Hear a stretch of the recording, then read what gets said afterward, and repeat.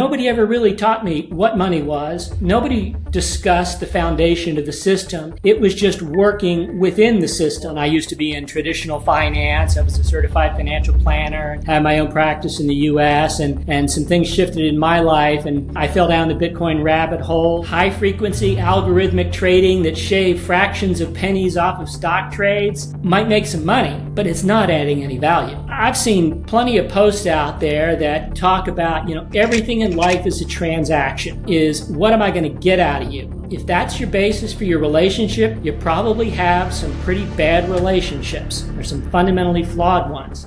Money is simply that technology for exchanging and trading and storing value. But that value is created by us. The value is created by people. You wrote a book, Money, Love, and Bitcoin. I think there's a really interesting intersection of topics, something that we have covered on the podcast, but very rarely. I think it came probably up in 5 episodes of 400.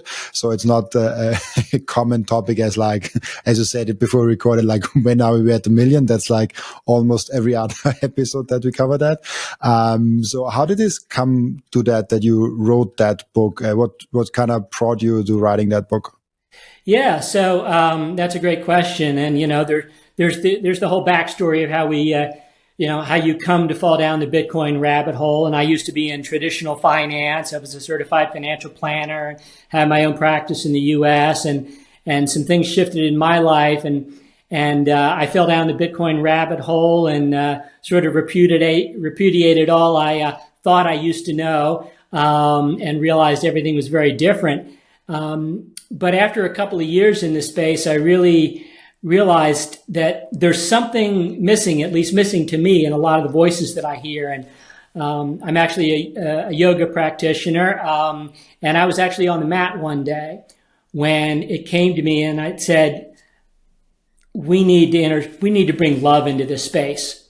It sort of came to me as the Bitcoin standard on love, but I didn't want to use Seyf's title, Seyf's work, but I realized that we need to go deeper, and I want to hear more voices talking more deeply about how Bitcoin can, can change the world. And ultimately, my subtitle was, creating a path to a freer, fairer, and more peaceful world. And there's that slogan: "Fix the money, fix the world." And I think we do have to fix the money as a foundation for fixing the world. But I don't think necessarily just fixing the money is going to fix the world, because any technology, no matter how wonderful it is, and Bitcoin's just a technology of money, and a much better one than we've had in the past. But any technology without the right values and a shift in consciousness can be corrupted and distorted, just like so many technologies in the past have. So I think it's a tremendous opportunity that we have as all of humanity and those in the Bitcoin space as leaders to help define and envision a new dream with Bitcoin as a base layer of money.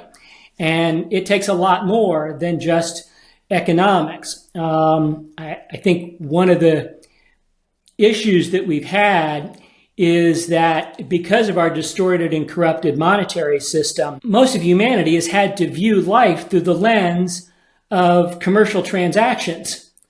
And because it's so hard simply to make a living in an inflationary design system, and Jeff Booth is a wonderful descriptor of that, how technology and productivity should be making prices fall, but our debt fiat-based system makes prices rise. That we have an opportunity to recast our whole systems and structures of society. Now, I don't have answers for all of them, but I do have lots of questions, and I think questions that we all need to be thinking and talking about, not just Bitcoin adoption and number go up and how many nodes there are and how many devices. That's simply a foundation for how we're going to create some new systems for a better dream for the planet. That's super interesting. And it's also interesting that you're coming from the perspective of financial planners. I had some financial planners already on, and like each of them already told me, if you're active in the financial planning world and Bitcoin world, it's kind of hard because the financial planning world sees you as crazy. But also the Bitcoin world is like, oh, like you're part of the fiat system. Like, it's kind of, you get shit from both sides of that. Absolutely. And of course, when I was a financial planner, in traditional finance, I thoroughly dismissed it. I wish I had listened to my now wife at the time, who said, "What about this Bitcoin thing?" Because she had this intuitive sense that, something was wrong out there. But, I was certainly locked into a system and been trained in it, indoctrinated in it. And I think that's one of the things that really opened my eyes, is I realized when I shifted away, I ultimately sold my practice. I was, on a different journey in life than that had been, and probing some more, deeper meaning of life. And I realized nobody ever really taught me what money was. Nobody discussed the foundation of the system. It was just working within the system. So it's, the rules of baseball or football, and you can play by those rules, but why was the game constructed this way? And why do I have to play it this way? And why is everybody caught up in this system just playing, inside the field, when the system is not designed for all of our benefit? It's designed much to our detriment. So after I fell down the proverbial Bitcoin rabbit hole and realized what I didn't know, being in the world of traditional financial planning, and had dismissed, that's when I took what I knew from that world, which I think is a very strong foundation, because I have an understanding. I have an understanding in modern portfolio theory. I understanding how the system works.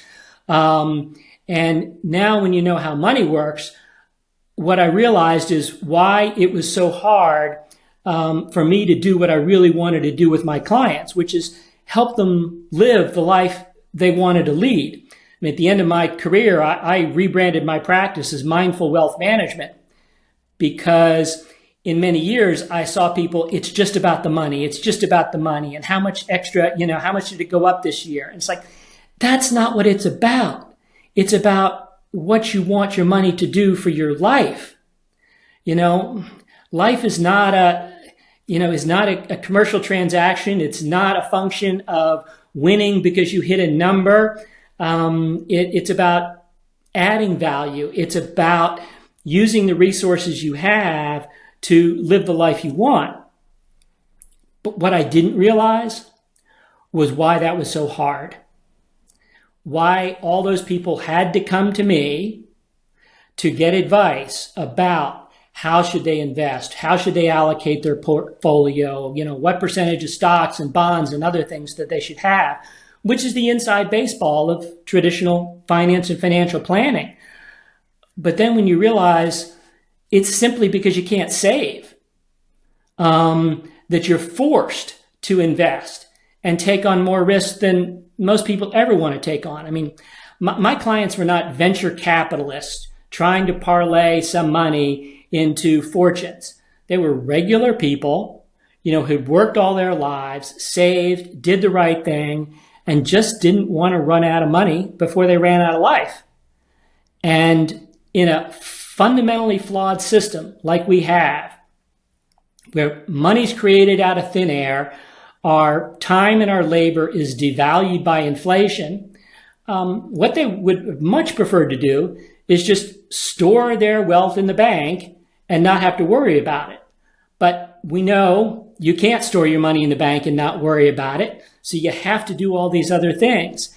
And that's the piece that I think most people in traditional finance and most people throughout the world really don't understand, why we're driven to take on more risk than we want when we can't simply just save our money the way we should be able to.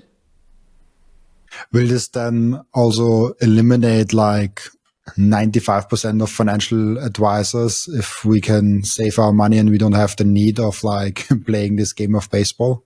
Yeah, you can eliminate a lot of things. And this really one of the where I start in the book. You know, there's a lot of people who've done great work on explaining our monetary system and wonderful charts and graphs and why the money is broken. But I take it from a value perspective. You know, money is simply that technology for exchanging and trading and storing value. But that value is created by us. The value is created by people growing food and building buildings and creating art and music and doing things that other people see of value. But the people are adding value, and that's authentic money. That's money with integrity. Unfortunately, in the system we have a lot of people who are extracting value. And we have a lot of systems that compel you almost to extract value. And so, for example, you know, foreign currency transactions and hedgings and things like that. We have a system that forces one to do that, and businesses to do that. If you're selling products in another country, you have to hedge those transactions, but it adds no value to humanity. It's just necessary because of the system. And then we have lots of people that are doing things that they can extract money from the system.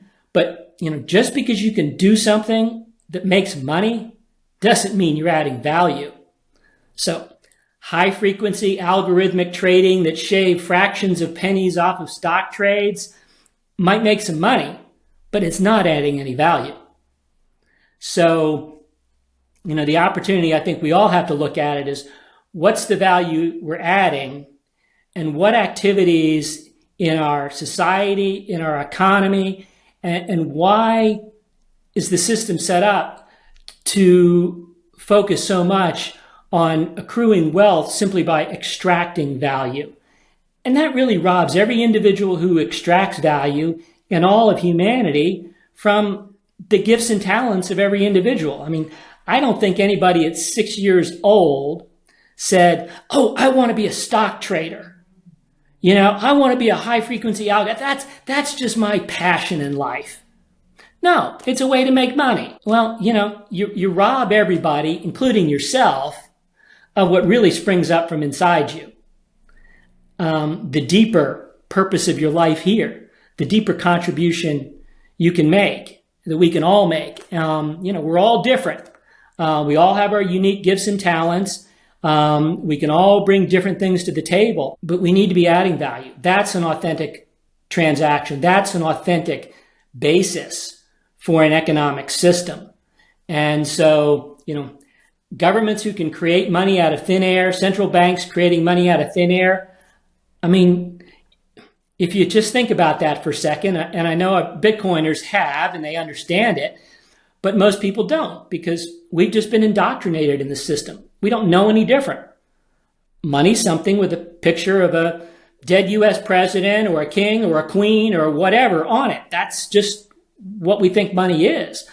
But how can it be money with integrity if it's not created without any value being added? So I think that's where it starts. And we start looking at value adding, then you can begin to unravel the whole system. And we can begin to think about, you know, how can we create new systems based on a contribution of value, and pulling away from an extractive system so that we can really all benefit in humanity, and we can all express our own gifts and talents. That's super interesting. Also, like, exactly this point of like, when we stop doing those trades and trying to add more value, how does this then affect, and then probably you go into that in the book with like love and money and Bitcoin, but how does this affect a relationship? How does this affect the connection between two human beings if all of a sudden you want to add value versus extract value? Yeah, no, that's a great point, and I certainly do discuss that. I'm probably one of the few books that talks about money, Bitcoin, and has several sections not only about love, but about relationships and even sex. So, you know, we get into it because I think, again, that extractive or a commercial mindset, you know, if we see everything through the lens of a commercial transaction, that's one thing in the marketplace. And, a free market in commercial transactions is great, but a commercial mindset in life, that's a whole different ballgame. And that's a big problem. I've seen plenty of posts out there that talk about, everything in life is a transaction. And, I'm sure those people operate that way. And you can see life as a transaction. But I don't think that's the basis upon which you raise a child. I don't think it's the basis upon which you have a loving relationship with a spouse, a friend, a lover, a parent, is what am I going to get out of you? If that's your basis for your relationship, you probably have some pretty bad relationships or some fundamentally flawed ones. So, commerce is an element of life. It's a fundamental thing, but life is about a lot more than feeding ourselves. Unfortunately, in our system, it's very hard for many people to simply do that. But if we can shift some things, if prices actually decline rather than rise, maybe it won't be so hard for everybody just to make ends meet. I mean, that's, as Jeff Booth would say, that's the promise of tomorrow. That's the price, the price of tomorrow is this inflationary system. I think it's the promise of tomorrow if we can move into a different environment. But it does it affects everything. It affects, our food system. When we have industrial food, it's made for what kind of transaction can we do? What can I extract from people? Not how do I nourish them? Our healthcare system, when it's about, how do we create more pills and drugs and how do we do disease management, then how do we really nourish well-being? And in our relationships, certainly, if I say in the book, if you pay for sex, you're not getting love. All right. So, it's not a commercial. If it's a commercial transaction, it's not going to be love-based. And ultimately, I think that's what we all want.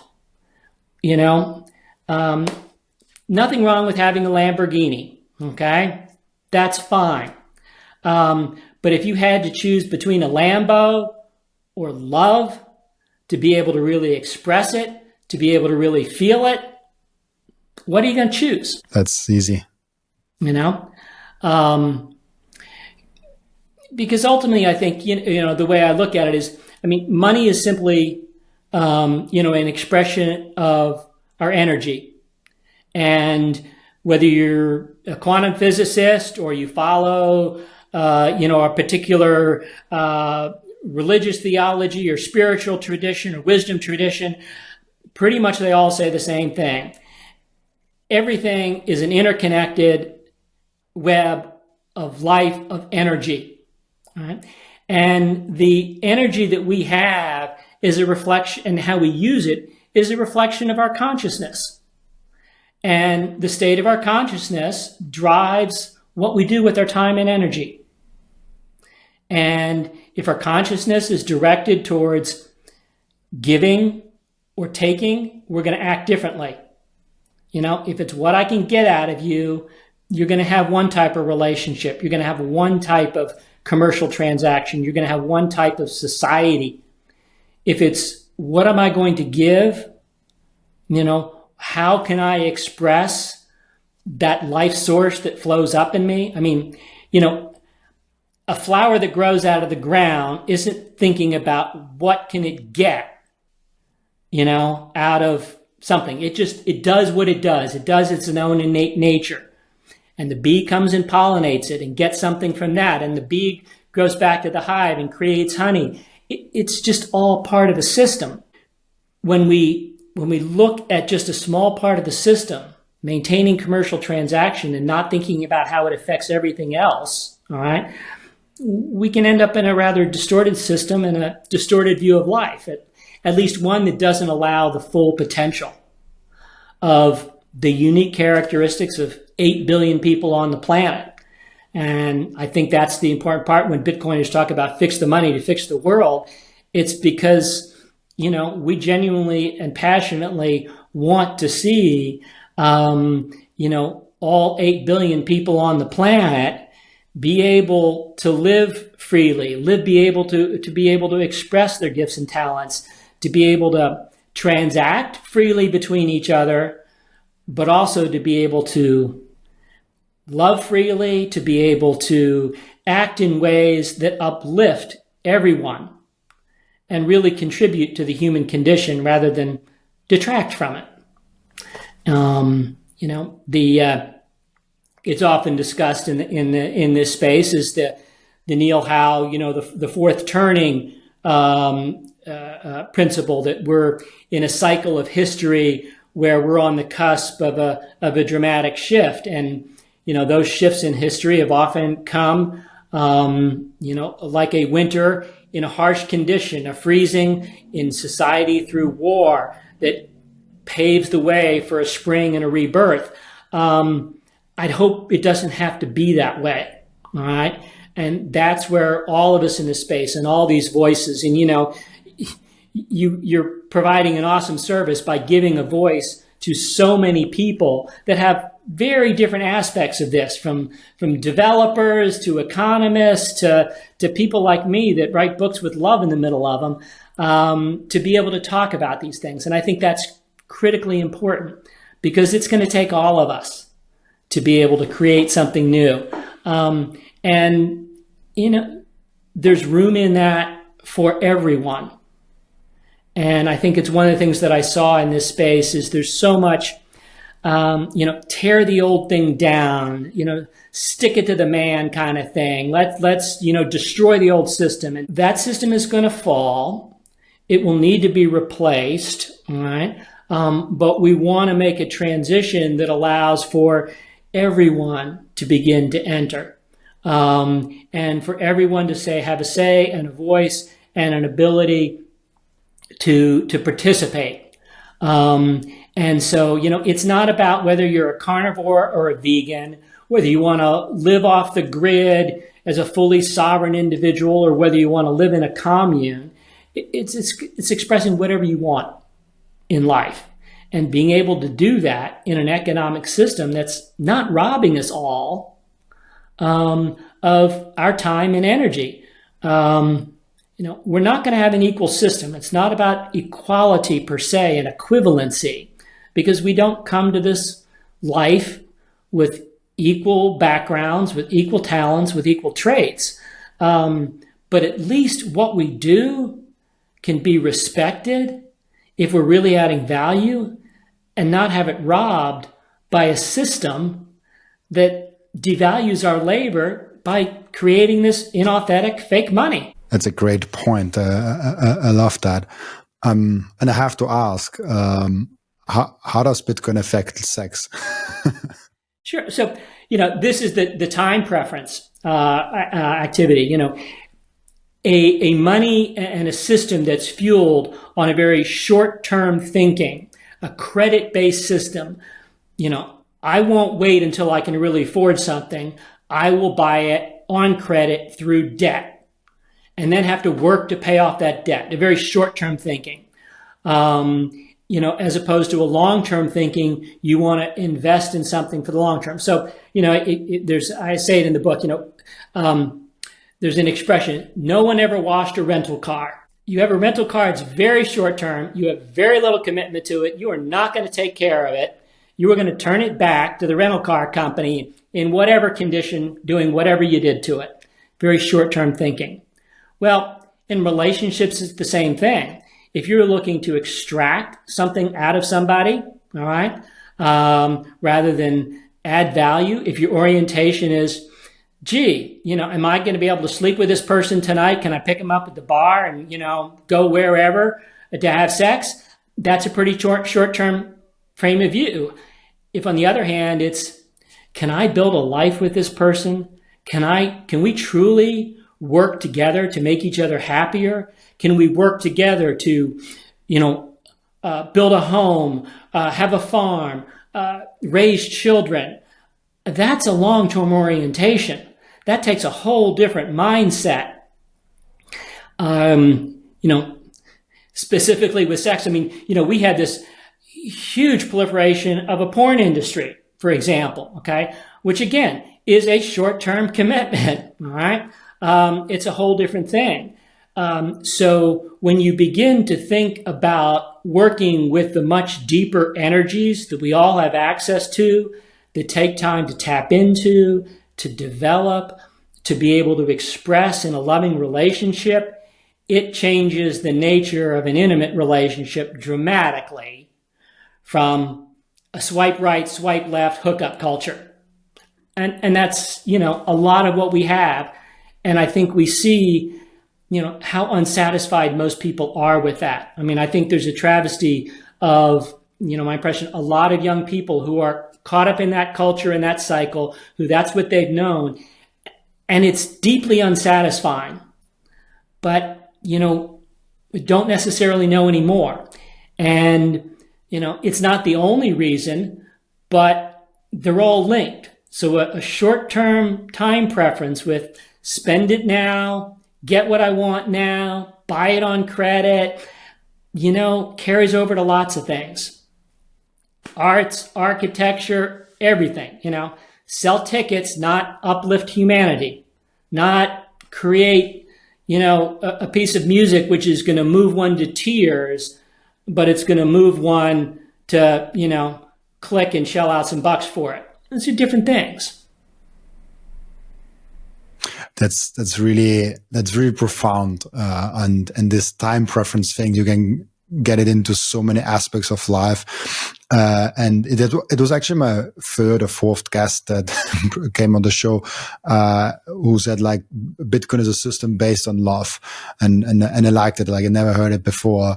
And I think he's one of the few guests that actually said it in that way. There were some others that also said it that way. Probably you also say it in that way, that Bitcoin is a system based on love. And it has some real truth in it. Also, I love the game analogy with baseball that you made, because then people don't think they can opt out of that fiat system and of that fiat thing. They think they are in this fiat system and they have to be in that system. Like it is a good citizen is in that system, and you cannot step out. But once you really understand it's just a game, and it's just like a rule set that you accept once you accept fiat, and you can accept the Bitcoin instead and accept that rule set, you also change the game for that matter. I, for example, now accept Bitcoin payments from my sponsors. I get now my most of my income actually in Bitcoin, and it changes how you think about money. It changes how you think about those things. Even though I was already before all in Bitcoin, but coming closer and closer to Bitcoin standard definitely impacts how you think about spending, how you think about what you value, and how you value yourself. And also it almost raises your own standard. Like when you come back to this hookup example of like, oh, like I want to have today a hookup, that sets your standard really low. Like, because it's just today. In a bar, there's probably like 50% of people that are like, oh, like I could sleep with them. But if the standard is not, oh, I want to sleep with them today, but the standard is like, which persons here in this bar would I like to build a life with for the rest of my life? Mm-hmm. You sort out a lot of people all of a sudden. You're like, oh, no, not with that person, not with that person. So it's about raising your standard, and Bitcoin does that. And that's a really interesting insight of like what Bitcoin does to you, because it not only lowers your time preference, it's just such an abstract thing to say, but the implications are really heavy on the individual. And I like how you frame it and how you go in there. Thank you. Yeah, and I think it's important in all of that we do it as best we can without judgment. It's not about judging whether that's one's right or wrong. It's just about reflecting on a little more self-reflection about, what is going on here that I may be, conditioned or programmed. The guidance that I get, the signals that I get are to act a certain way. And is that really going to make me happy? And when you reflect on it and think a little bit more from, not just tomorrow or, tonight to that longer term, you can make your decisions, and people are going to make different decisions, and that's fine. But, it gives us the opportunity to think about it a little bit more and to talk about it and to be a little more self-reflective rather than just following what everybody else is doing. I partnered up with Coin Vigilante. This is the most beautiful Bitcoin timepiece that I ever saw created by anyone. Look at that beauty. I love it so much. Coin Vigilante made a perfect Bitcoin watch. That's the perfect, subtle, elegant way to go out there and show that you are a Bitcoiner. And that watch brand is Bitcoin only. And Coin Vigilante just dropped a completely new and amazing Genesis edition of their watch collections. You have the date of the first ever mined Bitcoin block in there, and of course also the block height and which epoch we are currently in. I love the level of detail they put in this masterpiece, and make sure to check out those amazing Coin Vigilante timepieces down in the descriptions. I love those watches so much. If you watch or listen to my podcast on a regular basis, I'll guess you already bought some Bitcoin. And now the most important step is to keep the Bitcoin. Keep them secure in a hardware wallet. My personal recommendation for hardware wallet is the BitBox. It's super secure. It's simple to set up. It's also a perfect gift for a friend who has still their Bitcoin on an exchange. And you can get a 5% discount with the code Robin at the checkout. Visit bitbox.swiss/Robin to get your BitBox. And the next step is to really level up your sovereignty as an individual.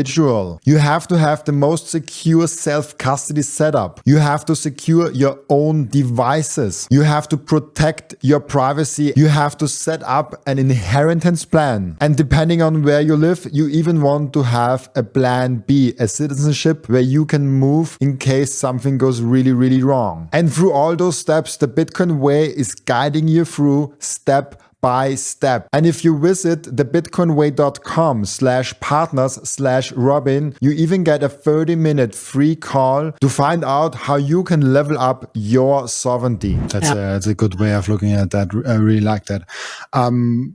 How do you approach in the book? Is the book is probably written for Bitcoiners to get deeper into Bitcoin and the intersection with love and relationships and with money, or is it also an orange pilling tool for other people? Well, yeah, it's a great question, and I think it's both. I mean, it started in many ways from the idea that within the Bitcoin space and with those who are starting to do this work, we need to think about more than just, certain elements that are discussed all the time, all the day-to-day daily machinations of what's going to happen with a number and that kind of stuff. We need to think about these deeper topics that we've been talking about, and that those of us in the Bitcoin space and the leaders need to be bringing this forward so that Bitcoin isn't just viewed through the historic lens that it has been, which is, it's a questionable investment. It's a risky scheme. It's a Ponzi. It's for criminals, all that stuff.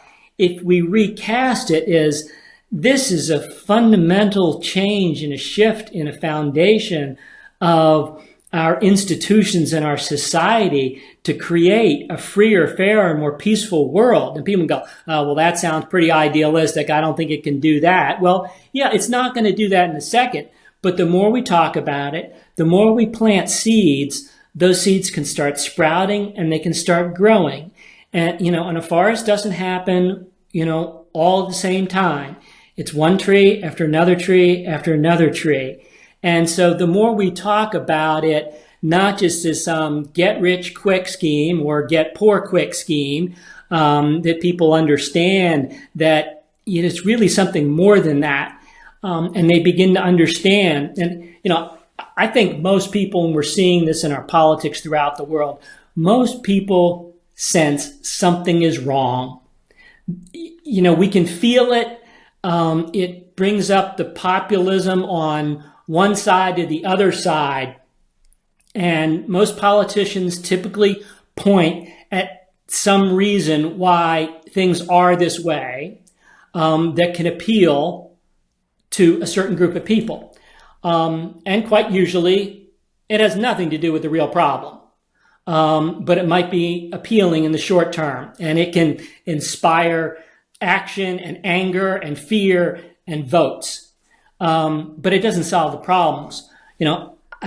I've had to go through this journey myself, and to realize that sort of default assumptions and positions that I might have taken about right or left or people or leaders,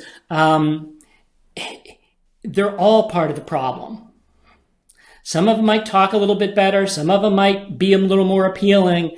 But the fundamental nature of the system of a central bank fiat system and a government system which is fueled by debt that allows it to spend more than the taxpayers would ever agree to spend, that allows them to support their cronies in the military industrial complex that seems to get us into never-ending wars. If you had to check a box on a tax return that says, let me donate an extra, 1,000 euros to the war in X, Y, or Z, most people probably wouldn't do it. And that's why the government doesn't do it anymore. They don't try to float war bonds. They don't try to raise special purpose, bonds for war activities because nobody would buy them. And so they can do that only because they have access to the money printer of central banks. Again, I think everybody knows something is wrong. We're at a turning point. There's lots of things to be concerned about, but there's also tremendous opportunities. And if we can begin, I like to think if we can begin to cut off the food supply of money from this beast that is feeding things that most people really wouldn't want it to be feeding, and if we can cut off the crony government complex that fuels industries on a rather unfair basis, we can begin to then think about and shift our systems. We were supposed to have, Alice Gladstein talks about this in the Human Rights Foundation, we were supposed to have this democratic peace dividend where we had, widespread peace when certain things shifted. Never seemed to happen. In fact, we're spending more and more and more and more money on wars. We've got to figure out a way to solve that. And sure, people are going to have conflicts. All right, there's people who are not acting, nicely in the world, but fueling it through the military-industrial complex. In the United States, Eisenhower warned about that. The general from World War II, the supreme commander of the Allied forces, warned about that when he stepped down from office, and warned about the legacy of the military-industrial complex. And I write about it in the book, but he actually said more than that. That's very rarely quoted, is that, we will turn our society and our children's future into a phantom of what it could be by expending more resources on things than we have the capacity to do. And I think we're getting to that point. And so we have an opportunity. And for all the talk about the problems, I am incredibly optimistic and hopeful. I know some people, when I talk to them and I point out the problems, they, that sounds pretty bad. No, the technology improvements, artificial intelligence, the networks that we have an ability to communicate throughout the world, the technologies like Bitcoin that can transfer value without extractive fees throughout the world. These are the foundations in which we can build a society where there will be much greater abundance for everyone potentially if we can get out of this inflationary system that just keeps making everything more expensive. Things should be getting cheaper with improved technology. that abundance should allow us then to spend less time having to just work and more time being able to live, more time in probing the deeper meanings of life. And ultimately, I think that's where, that's the point of my book, or the end stage, which is, if we can get to that stage and disperse the benefits of the technology improvements, we can probe what's really more meaningful in life. We can love better, we can live better, and we can try to, in our own way, and whatever our tradition or our inclination is, start working on, for each of us, that real question in life, which is, why am I here? What's my place? What's my purpose? How do I fit in? What is the meaning of life? I mean, it's something more than making a product or buying a car. We all know that. But if you can barely make ends meet and you've got to spend all your time doing that, you don't get to the important stuff. And so my dream is that more people get the opportunity to get to the important stuff, to dream a new dream, to explore what's really important in life. That's beautiful. That's really cool. And I've experienced that a little bit already. I'm not quite there yet, I feel like. But when I quit my job and pursued this Bitcoin thing, even though I hadn't secured any income or anything like that, I was like just going off of an experiment and seeing like, okay, like where can I take it? I had 400 subscribers back then on YouTube, so I didn't have anything to really rely on, but I still did it. And I was so worried about money before I took the decision. And since I took the decision, I never was worried about money ever again. Not because I now make so much money, just because I realized doing what I really like is so much more worth. And funny enough, on an absolute and hourly basis, I now make more than before because I actually pursued something that I really like and pursued something that I really enjoyed. And this is what the actual system rewards. Not the fiat system, but like if you really want to add value to humanity gives you more value back. It's an interesting system. It is a self-reinforcing mechanism. I mean, what you give out comes back to you. And I'm not saying it's just as easy, and it's not, I'm not an airy-fairy, namby-pamby kind of guy. I'm a real grounded, realistic, this is reality kind of thing. So there's many people that just says, oh, let me hope and pray for abundance to come into my life. No, you do have to add value. I actually did a little trailer for the book, a little Instagram video recently. And I said, there was a book that came out in 1987 that said, do what you love and the money will follow. And that is an important thing. And it's the idea that if you are really doing what you love, what you're passionate about, what you're doing to add value, oftentimes, as you've experienced, that will come back to you and the money will follow.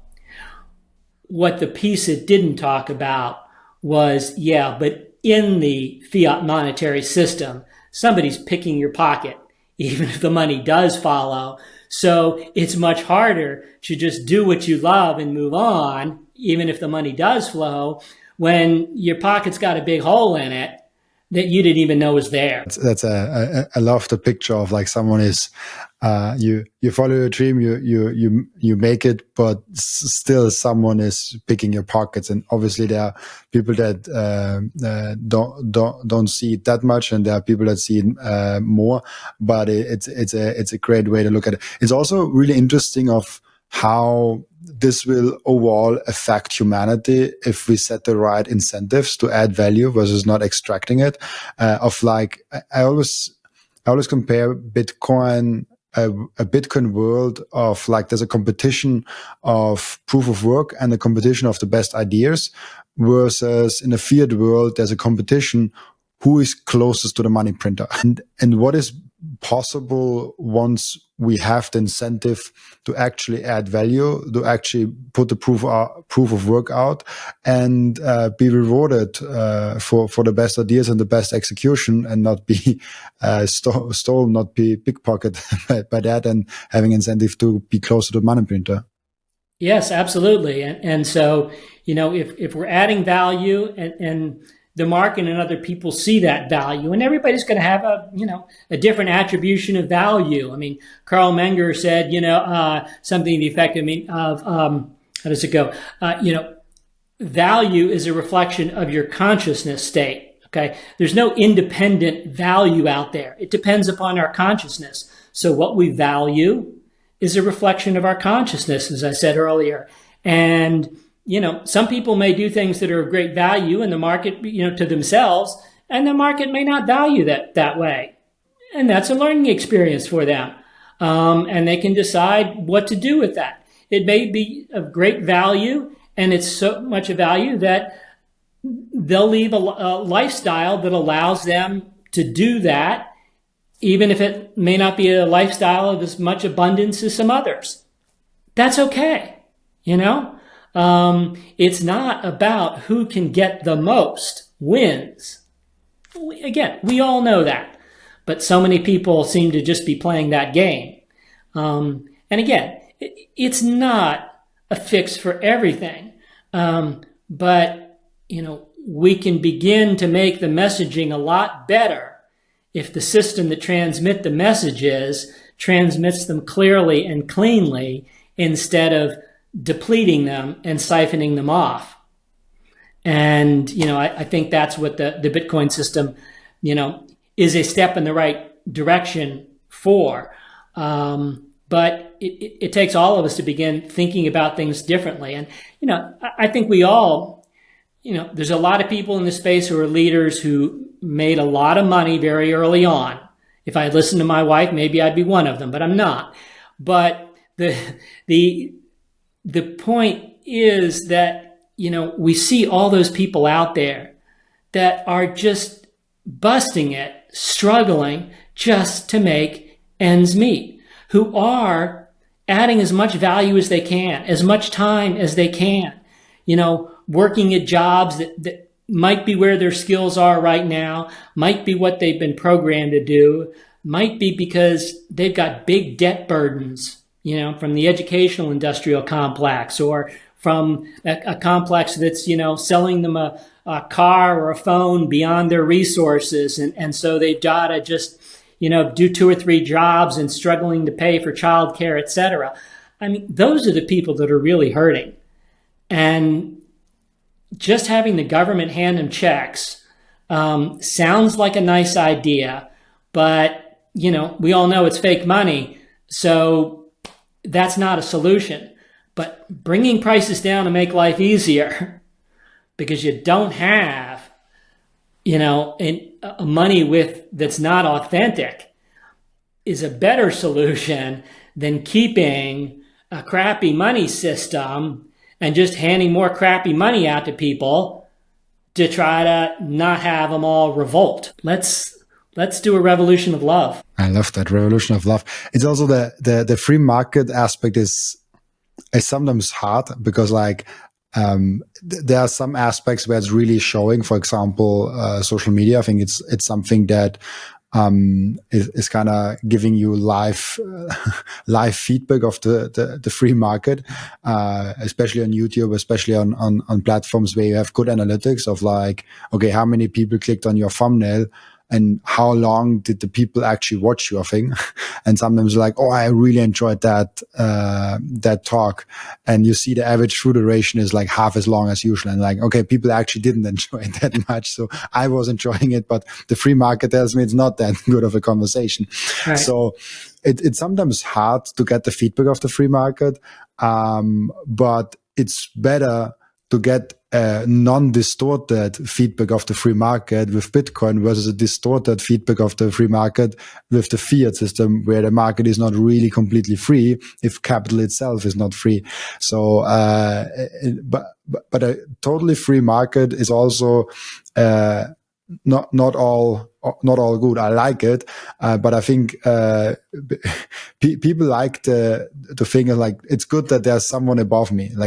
They feel comfort with that, with the fiat system, with the banking system, and I'm often wondering how this look how this will look like on a Bitcoin standard, because for me it's inevitable that we get to a Bitcoin standard, but there's a lot of question mark of like how will this look like for people.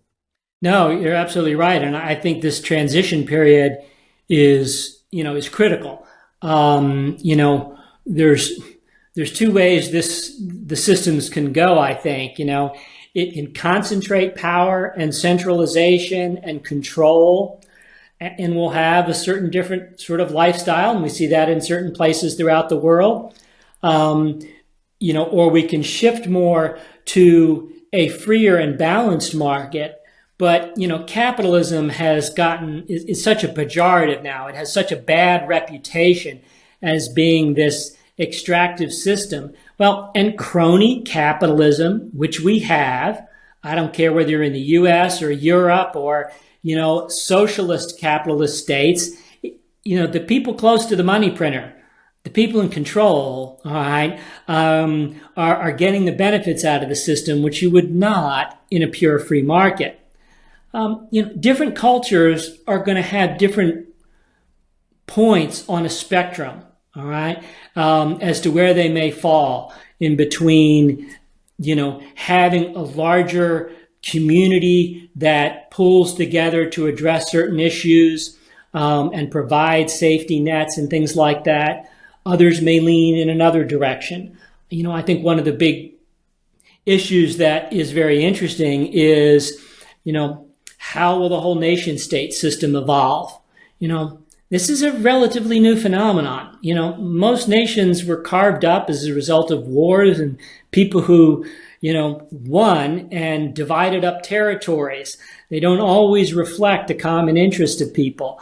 They don't always reflect common markets and thoughts.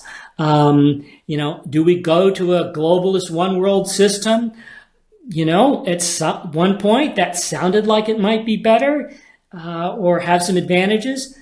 And now we're seeing some of the great disadvantages of control structures being offloaded to many unelected bureaucrats who are in places who want to decide what's best for you. You will own nothing and you'll be happy, that sort of thing. And yet, we live in a different world than when we had small tribal communities that didn't even need something called money, because we shared our gifts and talents without the need, in a small tribal community without the need for that technology. Where it will go, I think, is something that's worthy of discussing and talking about. I don't think anybody can say, we've already come up with the absolute perfect solution in the existing countries that we have and nation states that we have and the way they operate. It's worthy of dialogue. Yeah, and that's the interesting fear of like how will nation states end up, especially because they have a lot of power because of the money printer. How will humans evolve? It's also like, it's fun to think about that. It's like, because if we have a whole new system, it's almost like we have a chance of reassembling ourselves, our social structures, because I do think there's value in having some sort of social structure where we say, okay, like it does make sense to have safety nets for people with disabilities, for example. It does have like, I'm not a fan of total anarchy systems where we don't have any structures. Maybe it works. I had some guests on that kind of make the argument for like why it would work better than like the current system, but the current system is so flawed it's not that hard. But I do think there will probably be some sort of structure of social structure that we kind of need and want. But now we are at the other side where the state is way too big, like not a little, like way too big, and it's interesting how I slowly see the pendulum swing back when we see things like Doge in America, but also I see it around all the European countries. The governments are more and more talking about they have to cut back spending. They have to cut back because otherwise they default on their debts. And they always default because like it's made up, but it's a problem if you default more than the other country. So like you have this kind of like competition between like you actually have to cut back a little because we spend just way too much. So it's interesting how it already started this process of like shrinking governments. Yeah. Well, in addition to being in traditional finance, before I got into that, I actually spent 15 years in federal and state government. So I know that side also.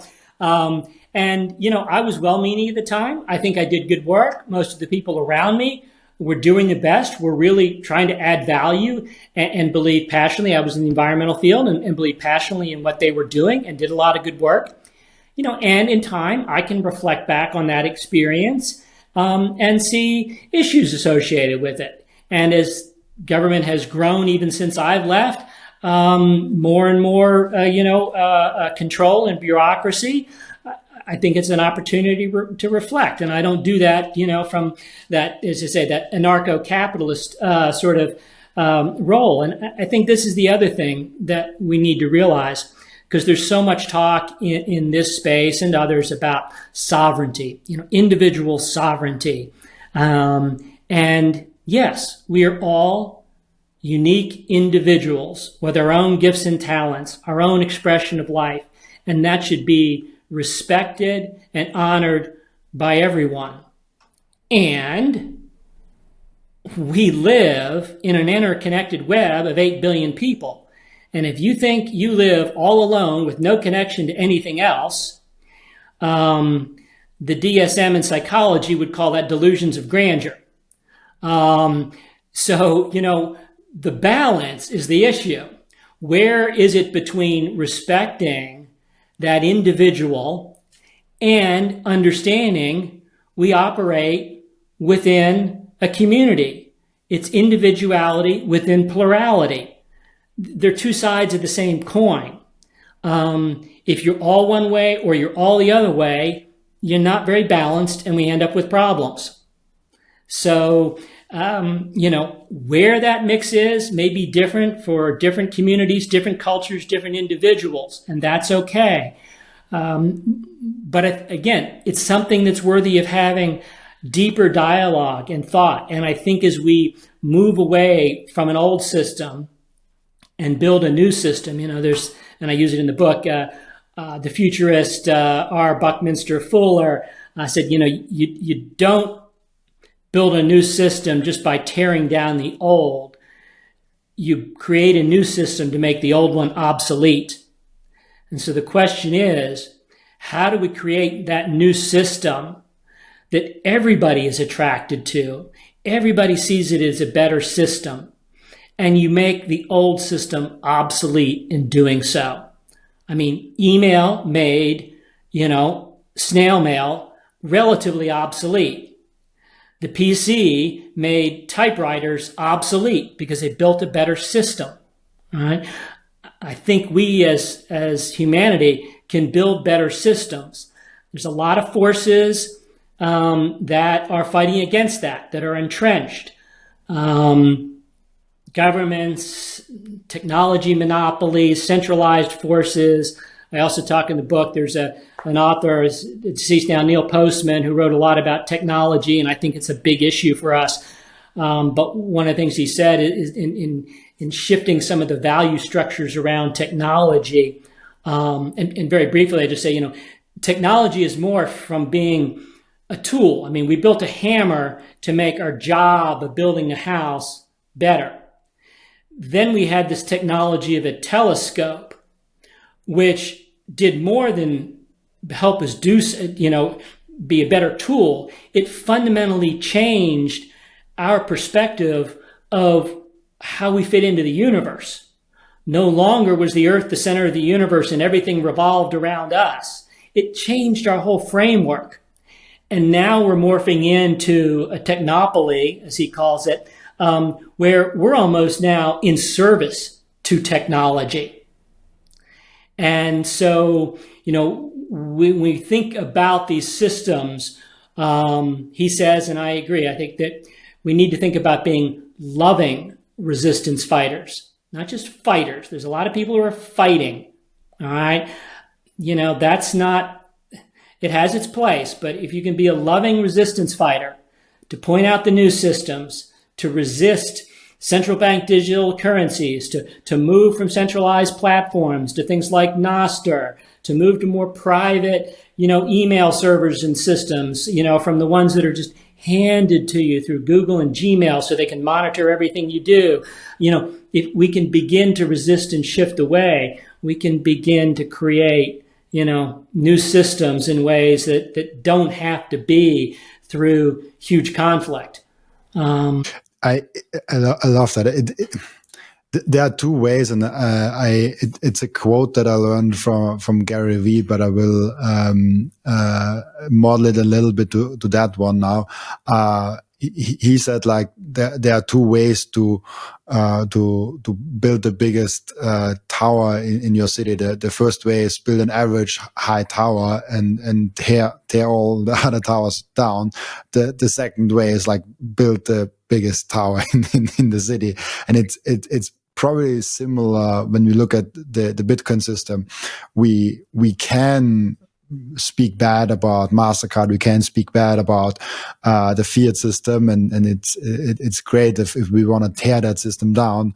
But what's way better is building Bitcoin and the ecosystem and all those things so good that it's the best system in town, and everyone wants to come to the system. Right. Like that kind of fighting and building towards a better system is way better use of our human resources versus trying to tear down the fiat system. They will tear themselves anyway down if we have the best system. Yeah, and I think you see that playing out in most of us in the developed, quote unquote, it's a rather insulting term, West, in the global South, when Bitcoin adoption is just, for transaction purposes, is just occurring naturally in unbanked communities, in communities that are subject to high fee structures, towards terrible, currencies, Central African franc, huge inflationary currencies. When, with the one piece of technology that they have in their hand, a simple phone, you can conduct transactions. When you can conduct transactions without government control and move money against authoritarian actors, when women are being able to be empowered through the work that they're doing and being able to have their own security and source of money. I mean, these are just natural evolutionary things that are occurring in the Bitcoin system, that those of us who don't have to worry about those things because we can just whip out our Visa card, don't have to deal with. But when those billions of people begin adopting this system, that's where the real power can come from. And that's where its natural and organic growth can come from. I mean, those are immaculately conceived, as Bitcoin is said to say by Satoshi. Those are immaculately conceived uses of it that help build that bigger building in the center of town, because it's just a better system. It's amazing. Yeah, like I had, and I was actually only really aware of that problem. I was aware of the problem before, but she made it so aware to me. An African woman, Seyr, I had on my podcast, I think like a month or maybe 2 months ago, and she told that story of how she wasn't able to have her own bank account because every time she spent, she needed the permission of the husband. Mm-hmm. And that's normal. Also like a job, you don't get that easily. And Bitcoin just gives her so simply the ability to have her own bank and to have her own account where she can spend and receive money. And it's those small things that I, Austrian prod in that Western world, never even thought about, because like here in Austria, everyone has a bank account. Like if you're 16 years old, you probably have a bank account. you get a bank account very early, and there's like a banked rate of like 99% or something like that. So there's no problem in Austria. Giving a little bit of a wider horizon and seeing the problems outside of the European Union. The European Union has a lot of problems also, but other different kinds of problems makes you think like, oh, like that there are some real use cases outside of just storing money. Yeah, well, Alex Gladstein from the Human Rights Foundation, and Check Your Financial Privilege. And you read that book, you hear these stories, and we go, yeah, got to check that financial privilege, because we don't live in the, and we're very fortunate we don't live in those structures to understand the depth of some of the issues that they're facing. But when you see that this simple technology can have such a revolutionary effect on cultures and economies and people and society and relationships and things, it's amazing. It really is. And that's why I say, it takes some time. You usually talk a lot when you're in this space about the ills of the current system to get people to become aware of it. And if they stop there, they can get kind of depressed. And it sounds pretty pessimistic. But you just have to get over that mountain to the other side to realize that there is a promised land. There is this land where so many amazing things are happening. There's some who say Africa's going to, lead, and whether it is just, the work of mining and being able to bring electricity to communities that are otherwise unaffordable, and tear down these, insane IMF and, World Bank massive projects that just siphon money off and make these countries debt slaves. It's really a reason for a lot of optimism and more stories that need to be told. So I try to tell some of that in the book when people think it's just some get rich quick scheme. No. Interesting. Yeah, like it's so fundamental. Really, really cool. I have one question that I asked each and every one of my guests, and the question is, what can we learn from you besides Bitcoin? Yeah.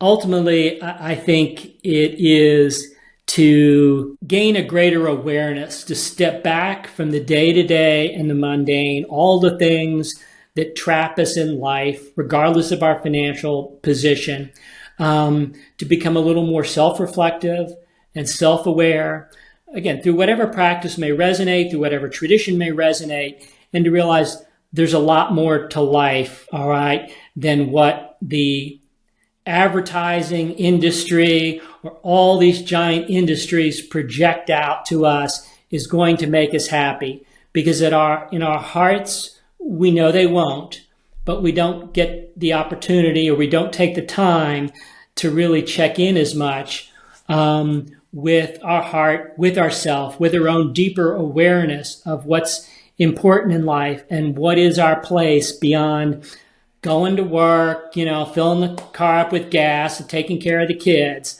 If we all spend a little more time doing that, and be a little more self-reflective, go on that path and take that journey, then I think we can come back to the external world with a little stronger or more grounded and rooted place in understanding the truth that is within us, not the truth that is told to us by others. Really interesting. Yeah, absolutely. It's so important. I love that. Really cool. We have and it's always a shame, like cutting those conversations off. Like I feel like we could go for another 2 hours today. But we have an end routine on the podcast where the previous guest is asking a question for the next guest without knowing who the next guest actually is. And the question from the previous guest is, what is for you still missing in Bitcoin? Well, I think the technologies need to continue to evolve to make on-ramping and custody more simple, and yet still allow for self-custody. I mean, those things are evolving. It used to be that you felt like you had to be some sort of a techno whiz or a coder, and people shut down at that. It's getting easier and easier. But I think more and more systems will develop to make it just like, 10 years ago, you'd never think about holding up your phone to pay a transaction. Now you can do it with your Visa and you can do it with your Bitcoin, but just making that on-ramping a little easier. And I think that's coming very soon. And then bringing more of this discussion into it, that it's not about the regulation. It's not about getting rich quick. It's ultimately about making a more loving and peaceful system and making people realize the potential of this when they realize the problems and the fraudulent nature of the existing system. So absolutely, yeah, I love that. And it's we have a very, I think, important job as to educate, and thank you so much for being a voice in that space, because we need as many different perspectives on Bitcoin to actually win. That's the whole purpose of the podcast, of doing it 7 times per week and doing so many different guests, to fill out those different voices, and not having like 50 guests and like have them all over again every year. That would not make sense for me. It feels like. Absolutely. And that's a real value add. And I appreciate that and honor that in what you're doing to disseminate all those different voices and their different ideas and expertises in this space. And I appreciate the opportunity to be one of those. And if people want more information, check out my book. You can go to moneyloveandbitcoin.com, moneyloveandbitcoin.com. To contact me and find my social links and things like that too, if anybody wants to follow up. Perfect. And you already took away my last question. I've watched a lot of these, so. where people can find you, but you already did it. Thank you so much, Paul, for being on. Also, thank you so much for everyone that is watching and listening, for joining us today. As always, I'll be back tomorrow with another episode. Bye-bye. Absolutely. Thank you, Robin.